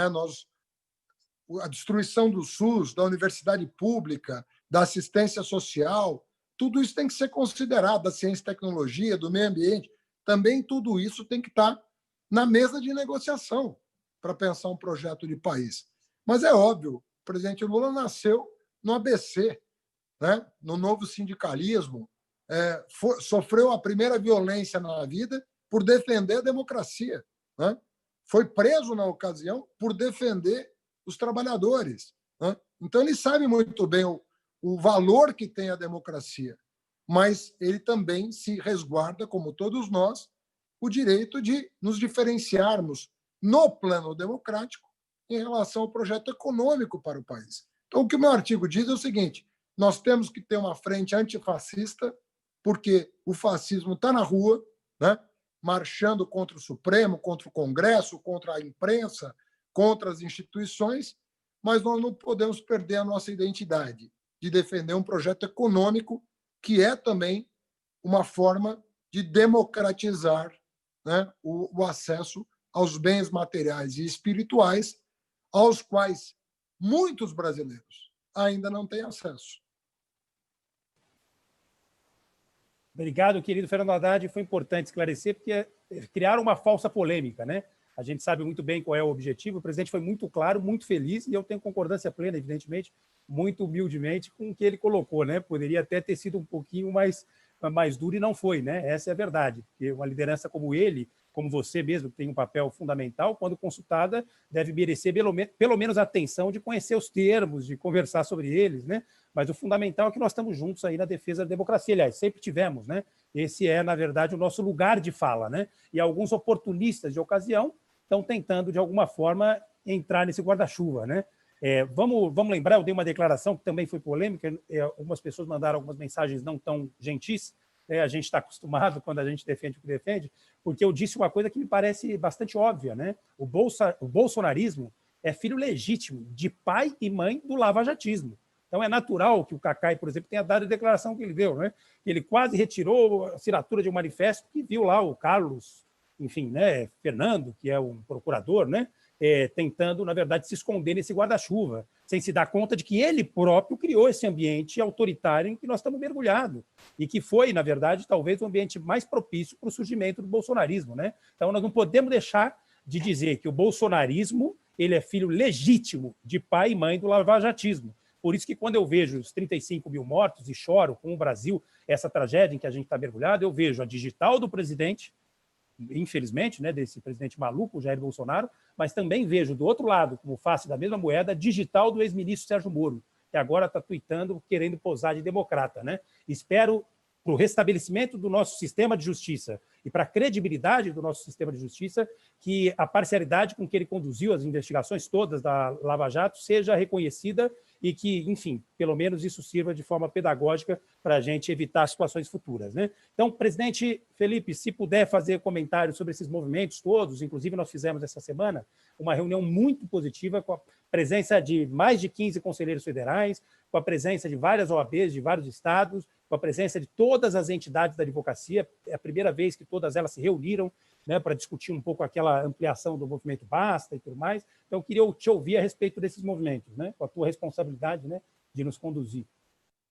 Nossa, Marco, assim, primeiro, acho que da nossa conversa e as pessoas que estão nos ouvindo, eu não vou cansá-las com a absoluta perspectiva, assim como está sol aqui atrás, eu acho que estamos no meio de um dia nublado, né, no país, na trajetória do país. A perspectiva do fazer valer a todo custo, principalmente do projeto que hoje está no governo da República, fazer valer a sua forma seu ponto de vista. Então, desmontou-se o IBAMA, desmontou-se todos os sistemas de controle de meio ambiente que foram construídos na democracia, né? Governos do PSDB, do PT, vem se desmontando com método a própria política de saúde. Veja, no momento que a política de saúde e o SUS deveriam estar sendo valorizados e estão sendo discutidos no mundo todo métodos e formas de universalizar a saúde, nós que temos um projeto belíssimo desde a Constituição, nós temos hoje, há 2 meses, um ministro interino da Saúde, um general, que pode até ser um especialista em logística, mas está longe de ser uma pessoa que conhece o SUS, porque está ali para desmontar o sistema de saúde. Está ali para desmontar o sistema de saúde. Prova disso é que ontem ele demitiu uma funcionária do Ministério por falar em saúde sexual da mulher, a pedido do próprio presidente da República. Então, é muita ingenuidade. Até uma criança vê que nós estamos passando por um momento delicadíssimo, delicadíssimo. O próximo passo pode ser efetivamente a ruptura, a cooptação que está sendo feita nas camadas médias do oficialado, tanto das Forças Armadas quanto das polícias militares. Isso serve a quê? Há alguma incoerência nisso? Não. É a perspectiva de golpe, a perspectiva de ruptura. Então, eu aqui estou dando uma opinião do advogado Felipe Santa Cruz. Não é aqui uma opinião da entidade, porque isso ainda não passou por esse debate da entidade. Eu entendo que os que não reagirem agora vão se arrepender profundamente no futuro, né? O futuro ele vai julgar de forma muito dura quem se omitiu no meio de uma pandemia que está matando milhares de brasileiros, que está dizimando a economia. A XP, que é uma empresa de mercado, fala em 40 milhões de desempregados. Ela que vende esperança, que quer que o mercado se recupere. Então, quando terminar isso. Então, isso num país já muito fragilizado, é óbvio que vai criar um caldo de miséria, de frustração, que vai possibilitar qualquer tipo de embate, que vai possibilitar, sim, a vestimenta clara, como está sendo feita, desse projeto de ruptura. Então, como eu vejo isso? Eu vejo que agora é chamar todos, é como eu disse na minha abertura. E também não adianta tentar dirigir um movimento, até porque nós estamos vivendo a era da internet, da liberdade. O que há de melhor no campo dos que resistem a esse projeto de ruptura é a criatividade. Por que esse governo odeia tantos artistas? Porque os artistas não concordam com a ideia de ruptura, de autoritarismo, de censura, odeia tanto os jornalistas, os advogados, mas, acima de tudo, a arte, né? Então, nós temos que liberar essa, como eu disse aqui em relação à advocacia, agora em relação ao resto, liberar essas forças, esses jovens da periferia, jovens que não conhecem, eu concordo com a Haddad, não conhecem a democracia efetiva, né? Às vezes, defender a democracia é uma agenda tranquila para a nossa classe social, para as pessoas da classe A e B, mas é muito difícil na base da pirâmide, né? A Haddad já foi candidata a presidente, deve ter essa compreensão, que as pessoas não reconheceram a democracia. Aqui no Rio de Janeiro, elas estão presas dentro da comunidade carente, a casa é invadida pela polícia na hora que quiser, o filho morre embaixo de bala por uma invasão equivocada da polícia, como aconteceu com o João Pedro agora recentemente em São Gonçalo. Então, para essa população, a gente falar em democracia lato sensu é muito difícil. Então, nós precisamos desse movimento que englobe todo mundo, que junte forças, e aí os jovens dessa periferia vão poder falar, os advogados vão poder falar com a sua comunicação, com a sua linguagem, aqueles que são jornalistas, aqueles que são artistas. Então, eu acho que essa pluralidade de movimento nesse momento é a única, principalmente porque estamos isolados, né? Ontem nós, CNBB, OAB, SBPC, Comissão Arnes, Academia Brasileira de Ciências, tiramos uma posição de preocupação com os atos que nós entendemos a necessidade ou a vontade de protestar, mas a preocupação que nós temos de fazer parte de uma marcha de insensatez. Vamos todos para a rua. Aqui no Rio de Janeiro está acabando o isolamento. O governador, infelizmente, no auge do problema, não conseguiu aguentar a pressão. Os shopping centers estão abrindo hoje. Então, nós vamos para um quadro muito preocupante e eu não consigo ver outro caminho, Marco, que não seja a liberdade. Liberdade de organização, não buscar dirigir e usar as plataformas e principalmente a juventude para comunicar tudo o que acreditamos. Obrigado, presidente. Aliás, esse é um grande desafio, né? O Leonardo Sica, que presidiu a ASP, na nossa reunião falou que entendia, e eu concordo com ele, que esse desafio da gente se comunicar com a juventude talvez seja o mais importante dos tempos de hoje, né? Essa reunião, apenas para citar, contou com a participação de todas as entidades representativas da advocacia.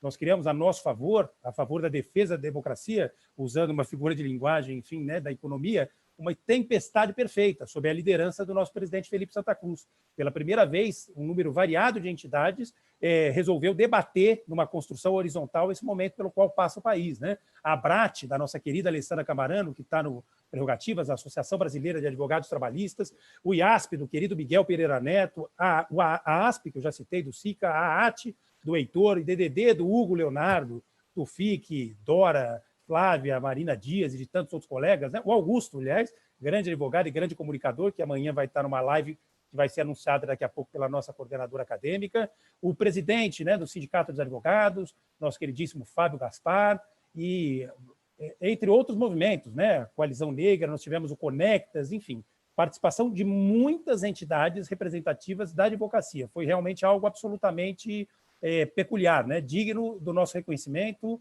e do nosso aplauso, né? Se essas entidades todas estão caminhando junto, preocupadas, né, mantendo um estado permanente de vigilância, porque realmente, mais do que nunca agora, os advogados podem efetivamente fazer a diferença como já fizeram, né? Então, nós vamos partir agora para o último bloco, né? E depois a Gabi vai anunciar, né, alguns outros eventos e a gente encerra. Mas eu queria dizer o seguinte para vocês, realmente acho que tem algumas coisas que são muito importantes, né? Esse julgamento do Supremo no segundo semestre. Vários alunos da PUC, presidente Felipe, estão nos acompanhando, fizeram conosco, aproveito para cumprimentar a presidente Stephanie e, na figura dela, as demais entidades acadêmicas, fizeram conosco um convênio e nós estamos emitindo certificados, né? Então, recebemos várias mensagens de pessoas que, inclusive, estão te parabenizando, Felipe, loucas para pegar a carteirinha da OAB, né? E, sim, jovens que já tiveram a oportunidade de dar o seu primeiro voto com a Haddad e que continuam sonhando e agora, como advogados no futuro, com certeza vão ter um papel muito importante. Nós vamos emitir esses certificados todos e as pessoas ficam preocupadas frente a esses excessos, a esses, digamos, avanços, né, esses arroubos autoritários, a fragilização das instituições e tudo mais, e eu creio, com toda a franqueza, que o Supremo, com o papel contramajoritário que tem, né, inclusive agora, pela notícia que eu recebi, nós temos 2 ministros, enfim, nos acompanhando, eu creio que ele vai saber restabelecer a confiança no sistema de justiça. É só o que nós estamos pedindo, né? Nós não precisávamos de viver o episódio da Vaza Jato para saber que aquele, enfim, juiz serviu a um projeto político, né, com o qual ele pretendeu trocar, né, o serviço que entregou por uma vaga no Supremo, por uma pensão que está mal explicada. Inclusive, eu e o Bruno assinamos uma petição e o levamos aí ao Supremo, né? Em breve, acho que ele vai ter que dar uma resposta a respeito disso. Ele também está no Comitê de Ética Pública, né? Por ali ele também vai ter que dar algumas explicações, junto com uma série de juristas, como Veida Zancaner, Gisele Cittadino, Celso Antônio Bandeira de Mello. Nós protocolamos também uma petição para que ele se explicasse. Então, quero deixar essa palavra de esperança para esses estudantes e introduzir esse último bloco, pegando um pouco, né, da impressão de vocês. Como o Felipe terminou quase que introduzindo esse assunto, eu vou inverter agora, embora você tenha sido o último, e passar para a Haddad. Mas o que você acha, Haddad, efetivamente, que a gente pode fazer num momento em que a fake news alimenta o discurso de ódio, num momento em que a gente tem, digamos, né, um inimigo tentando falar ainda mais fortemente para um nicho, né, raivoso, para hordas que são insensadas por esse discurso de ódio, por essa indústria de mentiras? Como é que você enxerga esse momento e que palavra que você pode deixar para a gente? Fernando Haddad. Olha, Marco, bom, primeiro agradecer mais uma vez a oportunidade de estarmos juntos aqui.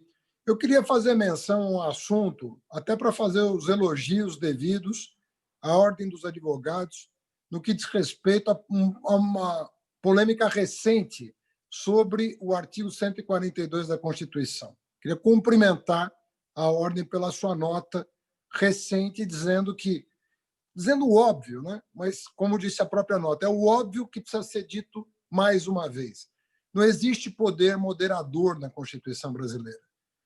E a gente sabe que pseudo-juristas saíram a campo fazendo uma interpretação heterodoxa do artigo, dizendo que, em caso de desentendimento entre os poderes, quem harmoniza são as Forças Armadas. É uma aberração jurídica de tal ordem que, assim, era o caso de desconsiderar, né, quem falou. Mas como quem falou tem palanque e é ouvido pelos meios de comunicação, que deveriam tomar esse critério para desprezar as futuras opiniões desses que reapareceram, né, com essas versões absurdas sobre a nossa Constituição, é importante dizer o seguinte: nós não podemos sair da trincheira da democracia nem um minuto. Nem um minuto. Nós temos que ocupar todos os espaços, né? Seguindo aqui a orientação do nosso presidente, Felipe Santa Cruz. Nós não podemos nos omitir. Não é ser democrata em casa, não é ser democrata em paz com a consciência. Democracia é defesa da liberdade. Defesa da liberdade se faz no dia a dia, se faz em cada trincheira, se faz em cada oportunidade. É não se deixar atemorizar, é não se deixar intimidar. Eu estou mais esperançoso hoje do que estava 10 dias atrás. Eu vejo vigor de parte da sociedade que não quer mais aceitar os desaforos semanais do senhor Bolsonaro. Não vai mais aceitar desaforo. A minha impressão é de que parte da sociedade começa a acordar para o desafio de defender as liberdades. E isso é muito importante para um país, porque não existe democracia onde o povo não defende a democracia. O poder, por ele, sempre vai para as mãos de quem quer exercê-lo em termos absolutos. Uma hora ou outra, acaba na mão de um déspota. Se a sociedade não for ela mesma democrática, um dia ela é usurpada do poder por um soldadinho. Então, nós precisamos ter a compreensão de que todos esses movimentos que estão sendo feitos de liberalização de armas, de liberalização de importação de armas que até outro dia eram privativas das Forças Armadas, de impedir que o próprio Exército Brasileiro rastreie o paradeiro dessas armas importadas e comercializadas em território nacional, tudo isso não é brincadeira. O Estado Nacional nasceu com o monopólio do uso legítimo da violência. É o próprio Estado que está em jogo. E com a condescendência de generais bolsonaristas que cercam o atual presidente da República, colocando em risco a própria instituição. Isso que é o paradoxo da nossa história. O Bolsonaro, que tentou destruir o Exército como tenente, talvez consiga como presidente da República. Esse é o paradoxo que nós estamos vivendo. É um absurdo esse homem ter chegado à presidência e é um absurdo nós não nos organizarmos numa oposição firme contra o seu projeto de desmonte do país. Então, não é só fake news. É todo um conjunto de coisas que precisam ser organizadas para confrontar esse projeto fascista. Não tem outro nome para esse governo. É um governo fascista pelo método. Não é mais Estado, menos Estado, mais mercado, menos mercado. Não é disso que se trata. É um método. Trata-se de métodos fascistas. É usar a democracia contra ela própria. É isso que está sendo, é minar a democracia por dentro das instituições. É isso que distingue o fascista do ditador num primeiro momento.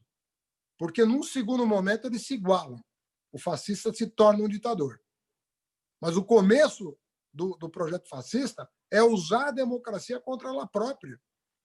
É usar a liberdade de expressão contra a liberdade de expressão. É usar a liberdade de expressão contra a verdade. A fake news é a ponta do iceberg de um projeto autoritário que está em curso no nosso país. Então, nós temos que enfrentar isso com muita determinação. Nós não podemos medir esforços do que nós vamos fazer pelo nosso país. Não podemos medir, porque o Felipe colocou com muita clareza e verdade. Se não o fizermos, vamos nos arrepender muito no futuro. Não vamos ter coragem de olhar para os nossos filhos e netos se nós nos omitirmos diante da ameaça Bolsonaro. Então, não é para, vamos cuidar disso e não vamos cuidar daquilo. Não. As armas do fascismo, ele mobiliza todo o arsenal. É fake news e é arma física. É fuzil. Infelizmente, é nesse cenário que nós nos encontramos nesse momento. Vamos nos acovardar ou vamos defender aquilo que inspirou a geração que lutou contra a ditadura e garantiu a redemocratização do país? Essa é a pergunta que tem que ser feita para cada um de nós. Os que estão aqui já responderam, felizmente. Obrigado, querido presidente. É realmente uma honra, né, caminhar ao seu lado, aliás, sob a sua liderança, sempre muito lúcida. E quero aqui agradecer realmente a oportunidade de aprendizado conjunto, né? Os debates que a gente tem promovido com as suas intervenções, sempre muito oportunas e profundas, né? Tem guiado todo o nosso grupo nesse momento tão difícil, né? E falando em democracia, e nesse debate do 142, hoje nós publicamos um artigo dizendo que esse 142 é um verdadeiro 171, né? Nós assinamos, eu, a Gabriela Araújo, o Fabiano Silva, eu, o nosso queridíssimo Cacai, e na discussão do texto, o Cacai falou uma coisa, a gente tinha colocado lá um termo de interpretações criativas, e ele, muito feliz, falou, olha, não tem interpretação criativa, isso é subleitura. E nós corrigimos, é subleitura. Chega a ser vergonhoso, enfim, que gente que, embora seja conservadora, tenha tido, né, um papel importante na academia, né, seja como contraponto ou lá o que for, né, defenda uma coisa como essa por conta, talvez, de algum interesse que a gente não sabe muito bem medir. Né? Já ouvi, e evidentemente isso é só uma dúvida, né, que talvez seja o interesse de colocar algum parente numa dessas vagas para um terrivelmente religioso. Né? Enfim, a gente não saberia dizer se isso, de fato, é ou não é verdadeiro, né? Mas a pessoa compromete muito a sua história. Né? E, falando em democracia, falando no 142, também cumprimentar o querido colega Marcelo Nobre, filho do Freitas Nobre. O Marcelo está nos acompanhando aqui desde o início desse debate, é um integrante super atuante, né, do Grupo Prerrogativas e ocupou com muito brilho o Conselho Nacional da Justiça, né? E é um amigo muito querido e que está conosco também no Grupo Prerrogativas. Essa semana, depois vou passar a palavra, né, para o querido Felipe Santa Cruz, mas por ocasião dessa provocação, nós vamos fazer um debate com o Marcos, que foi presidente do Colégio de Defensores Públicos, colega realmente fantástico, com o Lênin Streck, para falar um pouco sobre esse trabalho do Prerrogativo desse grupo na defesa da democracia e no combate dessas fake news jurídicas. Né? Estão querendo dar vida para uma sustentação vergonhosa desse artigo 142, verdadeiramente vergonhosa e insustentável. E nós vamos, com certeza, resistir. Então, querido presidente Felipe Santa Cruz, com a alegria, né, de tê-lo aqui, peço para fazer uso da palavra com as suas considerações finais. Vou pegar da fase do Haddad, é método. Assim como o método, no primeiro momento, foi utilizado nas redes sociais, que é ter o seu próprio fato e convencer pessoas que, por oportunismo ou por falta de formação, que aqueles fatos eram verdadeiros, numa máquina milionária. Agora, também esse método vai se reproduzindo em outras áreas. Então, também posso ter minha própria Constituição, né? Posso ter minha própria leitura. Desconhecer que era dos objetivos do Constituinte de 88, acabar com qualquer imagem de submissão do poder civil ao poder militar, é desconstituir a história. É dizer, olha, eu tenho uma história só para mim, né? Quem acompanhou os bastidores da Constituinte sabe que o general, que na época era o ministro do Exército, queria a repetição do texto de 67, que era dúbio em relação a esse poder, esse arbítrio das Forças Armadas escolherem o momento de agir internamente. E isso foi derrotado pelo o poder que Jair Bolsonaro hoje exerce é constituído. O poder constituinte é a Constituição de 88. E aí se constrói as mais mirabolantes versões da realidade e as mais mirabolantes teses jurídicas. Né? Então, nós temos que tratar isso. Primeiro, quem fala isso não é jurista, está a serviço ou da sua visão ideológica cega, pró-ditadura, ou está a serviço, como disse aqui o Marco, de ambições secundárias. Né? É triste ver tanta gente disposta a sacrificar a própria biografia para ter uma vaga no Supremo Tribunal Federal, para sentar entre aqueles 11, ser capaz de submeter a sua leitura do mundo, a sua biografia, não ter como olhar, como disse o Haddad, no olho de um filho daqui a 10 anos, porque fez parte. Né? E não adianta dizer que cumpria ordens, que é igualzinho ao nazismo. A história vai saber quem era o guarda do campo de concentração.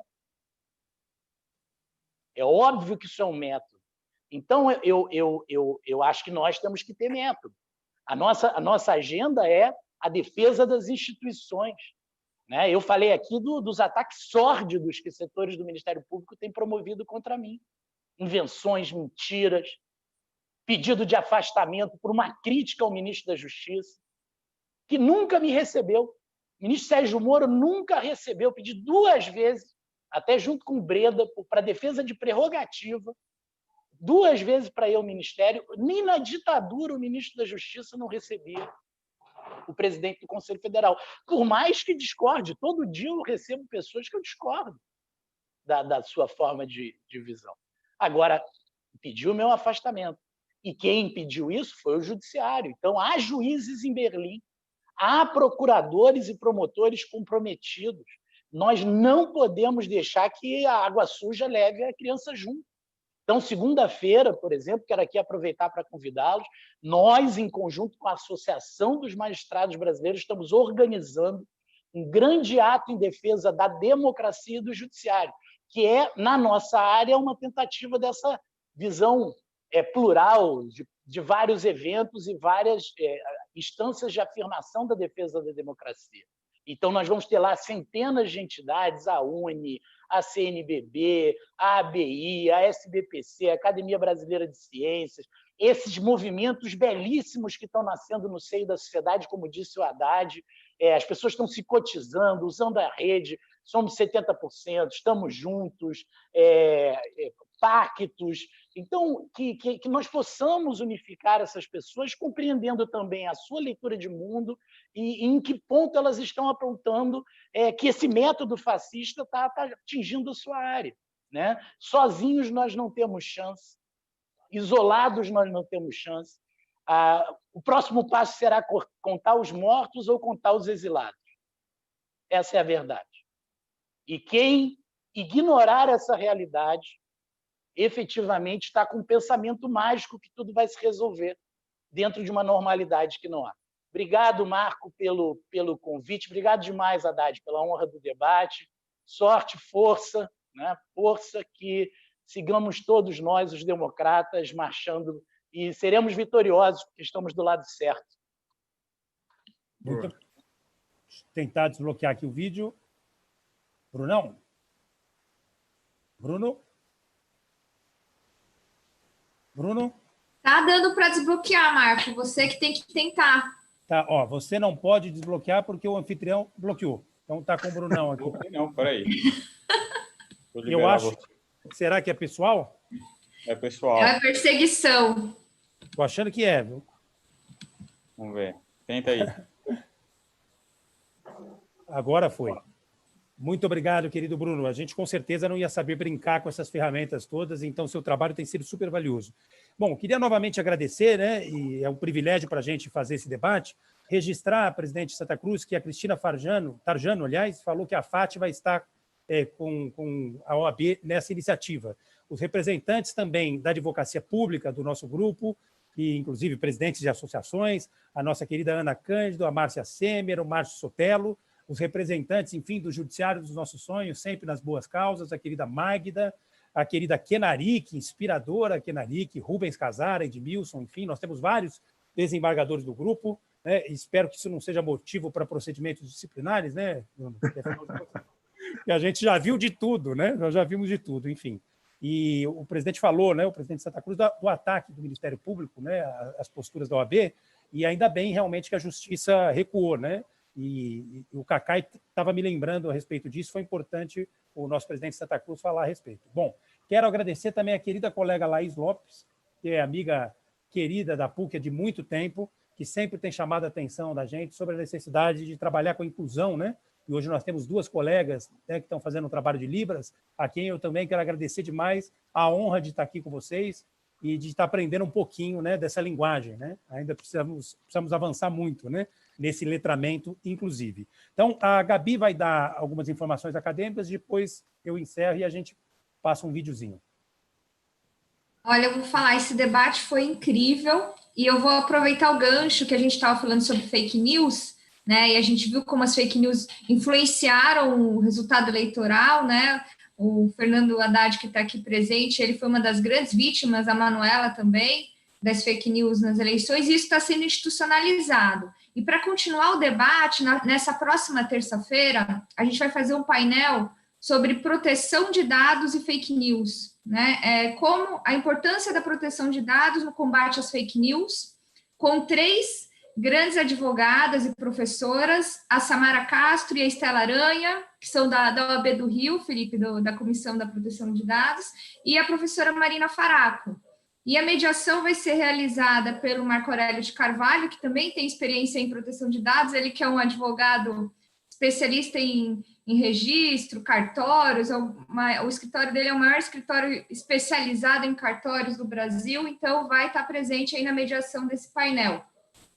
E amanhã, não sei se o Bruno quer falar, amanhã nós vamos ter um painel especial, a gente nunca fez nenhum debate de domingo, mas como o tema é um tema que eu acho que chama o público no domingo, a gente está tendo vários debates de fim de semana na Globo News, na CNN, e amanhã as estrelas vão ser advogados jornalistas, né, Bruno? Então, nós vamos falar sobre os desafios de comunicar o direito às 19h30, com o Augusto de Arruda Botelho, o Thiago Anastácio, da CNN, e a Mônica Bergamo, jornalista, amanhã às 19h30, e o Bruno, que eu preciso agora também, eu não falei no começo, não agradeci aqui, o Bruno, que é um grande criminalista, super advogado, membro atuante do Prerrogativas, ele também é a única pessoa que consegue controlar esse tal do Zoom, porque a gente não consegue. Eu tentei, ele me deu uma aula na segunda-feira, ficou tentando me ensinar. Aí o Marco Aurélio, nosso coordenador, fica inventando de enfiar um monte de vídeo. Eu me atrapalhei toda. E ontem à noite a gente teve que... Bruno, pelo amor de Deus, ajuda a gente. Então, Bruno, sem você a gente não ia ter nenhum desses painéis. Obrigada. Eu sei que não é a sua função isso, mas a gente precisa aqui agradecer o Bruno Salles, que tem participado de todos os painéis, às vezes de forma oculta, mas ele acho que não, no fim o Bruno acaba sendo sempre a grande estrela, sem o Bruno não tem painel, né? E depois também vai ter um painel sobre advocacia pública, Marco, na quarta, mas aí a gente anuncia mais para frente, senão o pessoal vai esquecer. Vou passar a te devolver a palavra. Maravilha, esses painéis têm sido realmente super bacanas, nós estamos conseguindo retransmitir e estamos atingindo uma audiência realmente muito significativa para um grupo de WhatsApp, né? Bem da verdade, nós somos mais do que isso, mas estamos organizados nessa plataforma, um grupo que já caminha junto há mais de 6 anos e que nunca se obteve. Eu vou falar só uma coisa importante, o Bruno, na verdade, organizou esse painel, né, de amanhã, e é um painel realmente muito importante, convidou as pessoas, realmente se envolveu diretamente, e amanhã ele vai estar fazendo um pouco de tudo, porque eu acho que é ele que vai operar também, né? Mas eu queria tentar, Bruno, te ajudar amanhã. A gente vai fazer aqui depois, agora, quando acabar, ele vai me ensinar tudo de novo. Aí talvez eu consiga amanhã ajudar. Depois a gente vê. E eu estava olhando aqui, presidente Felipe, querido presidente Haddad, nosso prefeito, nosso ministro, que é, na verdade, talvez a pessoa mais identificada com o presidente Lula, acompanha o quanto sofreu, né, por conta do registro do presidente, quanto estava angustiado, e ele dizia e reiterava, né, meu sonho realmente é voltar a esse governo como ministro para servir o país com a condução do nosso grande maestro, que é o presidente Lula. Então, nunca vou esquecer. Inclusive, eu participei da última atividade de campanha, Haddad. Nós fomos uma comunidade, acho que você lembra, né? E nós estávamos num carro saindo de lá e você repetiu isso e aquilo realmente me emocionou. E naquele momento você, inclusive, recebeu o telefonema do Maris, nosso grande Maris, que tinha feito uma operação nos olhos, mas que estava dizendo que a advocacia ia marchar contigo, inclusive a advocacia não só progressista, mas a advocacia que tinha compromisso, evidentemente, com valores básicos aí do Estado de Direito. Então, eu não esqueço desse registro e queria, portanto, falar a respeito disso, né? Amanhã, as manifestações todas, espontâneas, voluntárias, claro que seria uma pretensão do Prerrogativas fazer qualquer fala a respeito disso, conclamando ou tentando conter, né? No momento como o que nós estamos vivendo, um momento de epidemia, o ideal é que a gente fique realmente em um isolamento criativo e um isolamento produtivo. Então, nós não vamos, evidentemente, não temos essa institucionalidade, ter a pretensão de falar uma ou outra coisa, mas, em indo, as pessoas, evidentemente, precisam tomar todo o cuidado possível. Tentar manter um distanciamento mínimo de 1,5 metro de uma pessoa para outra, o que é possível, esses cordões são feitos em manifestações organizadas, e também levar álcool gel, levar máscara. Nós, ainda bem, temos uma comissão de direitos humanos, Haddad, muito atuante, cuja presidente nos dá a honra, né, de caminhar ao nosso lado, não só na vida pessoal, há mais de 20 anos, mas está conosco também no Prerrogativas, que é a Ana Amélia, com apoio decisivo do Arnóbio, que tem feito um trabalho incrível. A Gabi, eu, Fabiano e Bruno estávamos falando a respeito disso, Marcelinha, enfim, e também com o trabalho da querida Margarete, né? Margarete Pedroso, da Marina Dias. Então, nós vamos ter um cordão de advogados de várias entidades, Sindicato dos Advogados de São Paulo, Prerrogativas, Comissão de Direitos Humanos da Ordem, fazendo uma espécie de plantão para evitar, enfim, que se criem subterfúgios, sejam quais forem, para aumentar ainda, talvez, o autoritarismo dos aparelhos de Estado, né? Nós sabemos que manifestações como essa têm sempre muitas armadilhas, né? Então, nós vamos estar preparados para evitar que qualquer uma dessas nos coloque numa situação ainda mais difícil. Então, eu queria deixar essa palavra de homenagem a esses colegas que vão estar nas ruas amanhã, sacrificando as suas vidas pessoais, os seus domingos, arriscando as suas próprias vidas. Infelizmente, o Brasil parece que não está levando a sério esse vírus, né? Não leva nem a sério esse verme. Se já levasse, ele não teria nem subido essa rampa, né? Mas, enfim, isso é outra história. E a gente já falou um pouco sobre isso. Mas, num momento como esse, essas pessoas terem a coragem, né? Terem a dignidade de se colocar à rua, é digno realmente do nosso maior aplauso, do nosso maior reconhecimento, né? Isso me remete a um texto do Freixo, né, que teve com a Haddad num programa, aliás, muito inspirador, que diz que as pessoas estão discutindo muito que a esquerda, os campos progressistas, aqueles que defendem a democracia estão indo para a rua, mas tem que discutir por que estão indo para a rua, né? Se nós temos manifestações antifascistas, é porque nós tivemos manifestações fascistas. Então, novamente, nós não podemos esconder a responsabilidade desses atores nesse processo. Então, novamente, querendo jogar para a gente essa responsabilidade, que seguramente não é nossa. Nossa responsabilidade é com a pauta democrática. Então, eu queria me despedir de todos vocês. Presidente Felipe Santa Cruz, obrigado, muitíssimo obrigado. Sua liderança, como eu disse, é realmente muito inspiradora para toda a advocacia, para a sociedade de modo geral. Ter a ordem com essas boas luzes, né, nos conduzindo não é pouca coisa, sobretudo nesse momento. Como disse a Gabi, reitero, não podia ter pessoa melhor nesse lugar, nesse momento, do que a sua pessoa, né? E querido Fernando Haddad, que já virou um amigo, né, de toda a vida, uma pessoa que continua inspirando gerações, né? Eu quero te dizer que você tem uma responsabilidade enorme, você sabe disso, né? Eu não estou sendo nem um pouco generoso, é mais pura verdade, eu estou falando por milhões de pessoas que se espelham nas suas ações, que esperam, né, o seu comando junto com o nosso sempre presidente Lula, aliás, que está sempre, né, comigo aqui, hoje paramentado, a Gabi perguntou, é que eu tenho vários, viu, Gabi? Essa é ele paramentado com a faixa presidencial, né? Mas junto com ele, enfim, você é realmente uma das lideranças mais inspiradoras do país, tem uma responsabilidade enorme sobre os ombros. Esses dias eu vi uma live, foi até curiosa, acho que foi o Bruno que me passou, uma live tua com uma personalidade pública que tem muito acesso, muita penetração, e ele começa a live meio desconfiado. E ele termina a live completamente apaixonado por tudo que ele ouviu, né? E isso virou um meme, né? E, na verdade, circulou em tudo quanto é lugar. Mas eu queria te agradecer, eu estava conversando com o Ernesto Tesorini, que é seu amigo também, e é meu amigo aí de toda a vida. Realmente, esse teu desprendimento, a gente tem que te agradecer, porque você está atuando por nós, né? Pelos nossos filhos, pelas nossas famílias. Então, você ter esse desprendimento de seguir na vida pública com tanta baixaria, com tanta sacanagem, sendo um professor, né, sendo, enfim, né, você, a querida Anistela, toda a sua família, realmente é digno de nota, né? É digno de nota. Então, o meu muito obrigado a você. Obrigado, querida Gabi, minha querida amiga, Fabiano, Bruno Salles, a todo mundo que está nos ouvindo, novamente ao Atushi pela transmissão, as colegas das Libras, e agora o Bruno vai passar o último vídeo e a gente vai seguir aí para o final de semana acompanhando essas movimentações. Muito obrigado, foi uma honra enorme.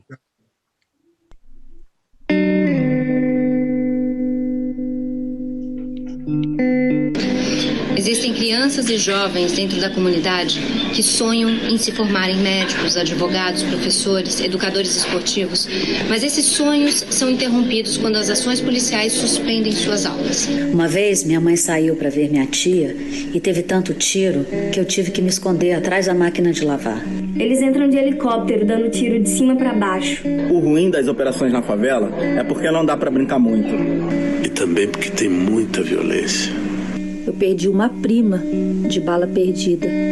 Quando nós chegamos na escola, ela tá cheia de furo de tiro. E tudo revirado. Bem, essa não é a minha história, não é o meu depoimento. Mas se eu não consigo me solidarizar com essa criança e com essa família e me colocar no lugar dela, é porque parte de mim também já morreu.